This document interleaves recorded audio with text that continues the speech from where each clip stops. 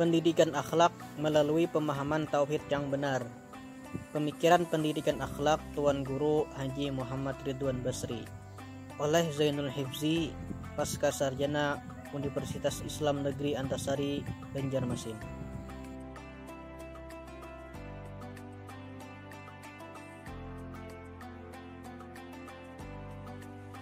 Misi utama diutusnya Rasulullah Muhammad SAW adalah untuk menyempurnakan akhlak mulia. Beliau bersabda, "Innama bu'itsu liutammima makarimal akhlak." Aku diutus untuk menyempurnakan akhlak yang mulia. Akhlak merupakan salah satu khazanah intelektual muslim yang kehadirannya hingga saat ini semakin dirasakan. Secara historis dan teologis, akhlak tampil sebagai pemandu perjalanan hidup umat manusia agar selamat dunia dan akhirat.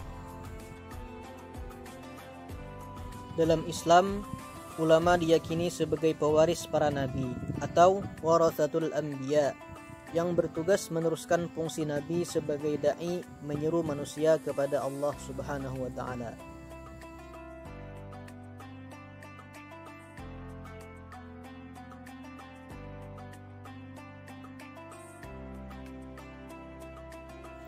Profil Tuan Guru Haji Muhammad Ridwan Basri. Nama lengkapnya adalah Muhammad Ridwan bin Hasan Basri, dilahirkan pada tanggal 7 Januari 1965 di Desa Kapuh, Kecamatan Simpur, Kabupaten Hulu Sungai Selatan. Ayahnya merupakan seorang tuan guru atau pendidik agama Islam yang berasal dari daerah Longawang, Kecamatan Telaga Langsat, Kabupaten Hulu Sungai Selatan. Kepada ayahnya inilah nisbah nama Basri ia dapatkan. Ibunya bernama Jauhar binti Athaillah bin Abdul Qadir bin Muhammad Tayyib atau Sa'aduddin, lebih dikenal dengan sebutan Datu Taniran, bin Muhammad As'ad bin Syarifah binti Syekh Muhammad Arsyad Al-Banjari atau Datu Kalampayan. Dari silsilah pihak ibu inilah ia mendapatkan garis keturunan Bani Arsyadi atau keturunan Datu Kalampayan yang ketujuh.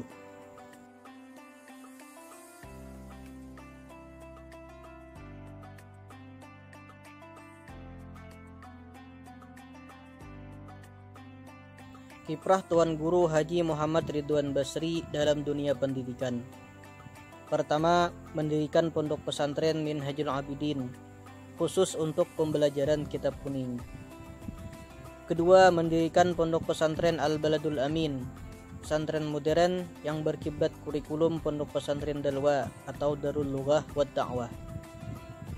Tiga, mendirikan madrasah ibtidaiyah plus pondok pesantren Ibnu Athaillah untuk anak-anak belajar agama sejak dini. 4. Mendirikan Majelis Ta'lim Al-Hidayah, pengajian kitab kuning untuk umum.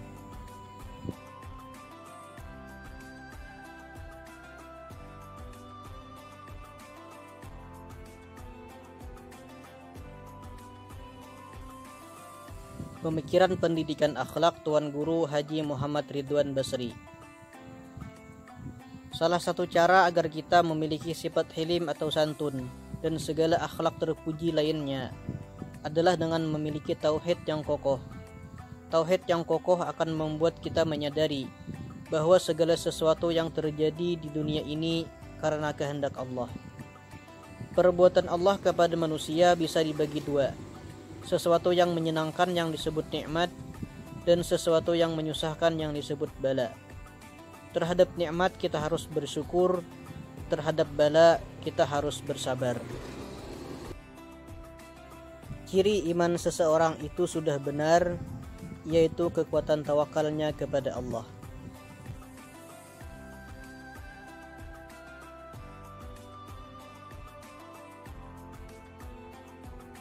Dalam Al-Quran dijelaskan bahwa tauhid yang kokoh akan membawa kepada takwa. Kemudian takwa akan membawa kepada akhlak yang terpuji. Dalam surah Al-Baqarah ayat 177, Allah Subhanahu wa taala menjelaskan pondasi tauhid adalah iman kepada Allah, iman kepada hari akhir, iman kepada malaikat, iman kepada kitab, dan iman kepada Rasul. Kemudian ayat tersebut juga menjelaskan tentang Islam, diwakili oleh perbuatan salat dan membayar zakat. Setelah iman dan Islam tercapai, maka lahirlah ihsan dalam bentuk akhlak terpuji. Dalam ayat di atas dicontohkan dengan sifat menepati janji dan bersabar dalam segala keadaan. Itulah yang disebut dengan takwa.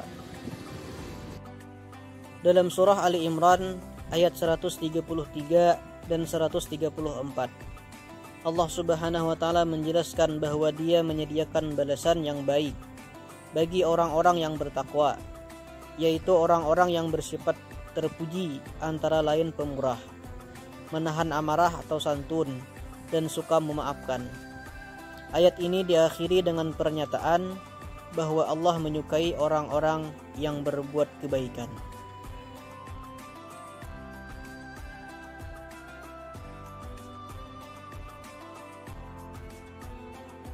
Akhlak merupakan konsep kajian terhadap ihsan.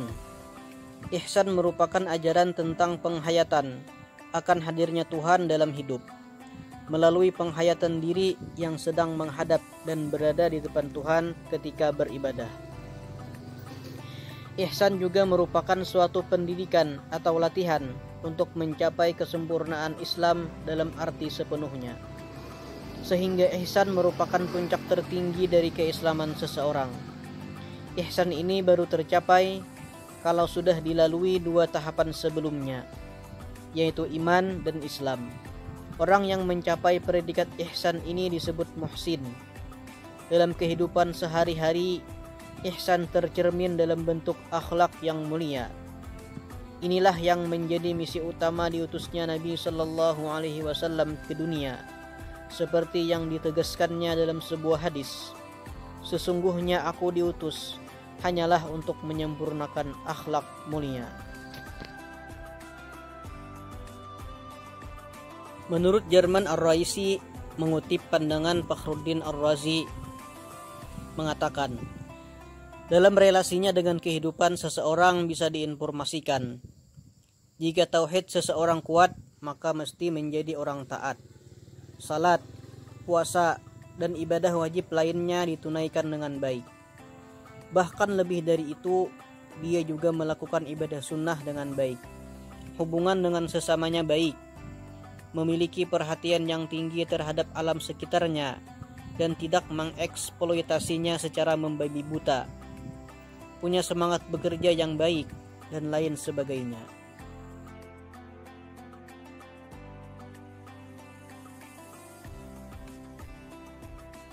Simpulan. Menurut pemikiran Tuan Guru Haji Muhammad Ridwan Basri, pendidikan akhlak tidak terlepas dari pendidikan tauhid. Apabila tauhidnya benar, maka mudah pulalah untuk menanamkan akhlak yang terpuji. Sebaliknya, apabila tauhidnya kurang kokoh, maka pendidikan akhlak telah kehilangan pondasi utamanya. Dalam prakteknya, hendaknya guru mengajarkan pendidikan tauhid berbarengan dengan pendidikan akhlak. Tauhid diumpamakan seperti pohon yang akarnya tertanam kuat, dahannya menjulang tinggi dan berbuah setiap saat. Tauhid dengan pondasi yang kokoh akan meninggikan derajat manusia dan akan memberikan manfaat kepada dirinya dan orang lain dalam bentuk perilaku terpuji.